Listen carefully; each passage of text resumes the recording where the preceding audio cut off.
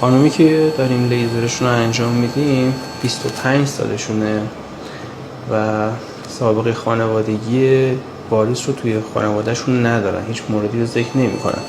چیزی که ما احتمال میدیم این علت واریساشون باشه، چون واریساشون خیلی شدیده.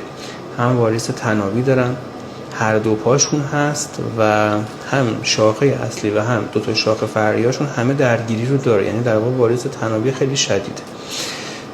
چیزی که احتمال دادیم یه افزایش وزنی که خودشون ذکر میکنن قبلا داشتن، بعد با رژیم و ورزش این وزنه کم شده چون خود وزن زیاد واریس میده، و دوم ورزش هایی که میکردن، چون یه تایم میگن ورزش حالا بدنسازی بوده، گاهی اوقات این بدنسازی اگر وزنه های سنگین باشه میتونه فشار بیاره به پا و این واریس ها رو ایجاد بکنه. حالا تو کسایی که علل دیگه ای هم دارن معمولا این باعث ایجاد این واریس تنابی ها میشه. و هر